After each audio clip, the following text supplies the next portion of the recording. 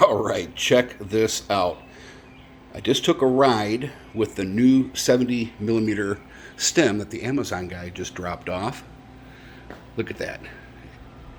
If that doesn't look weird, I don't know what is, but holy crap, does it ride so much better. A little bit closer, where you're sitting. Arms don't get fatigued. So much better. Let me show you what I put on here. It's this guy right here. So this goes right over the stem, and this goes to the handlebar. And I had a 90 millimeter one, and I got a shorter one, about a 70. And this is the one I just had on there. I just took it off. In order for this to work, the number one issue I had was cabling. I had to reroute, take this off, and this off, and what else? I think that's the only two things I had to take off to reroute the cables. They did go to the front. Now let's go around to the back. And I got plenty of slop for turning. A couple of these might look a little bit tight, like this one right here. Just a couple little things I need to work out.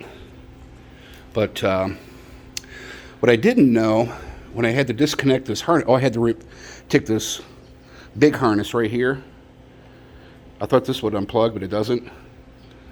And I taped all the ends so I wouldn't screw them up, but they're already color-coded on the inside. So, oops. But everything works. Brakes, shifter. See how I got the light up higher now?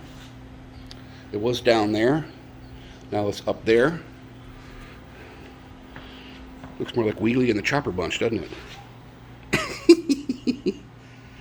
This has a little bit more upright feel.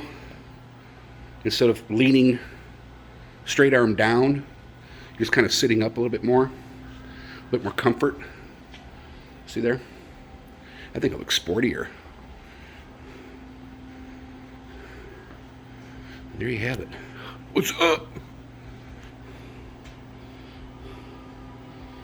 Everything works. Just thought I'd show you that. If you have any questions, let me know. And or I'll leave you a link to that stem, adjustable stem.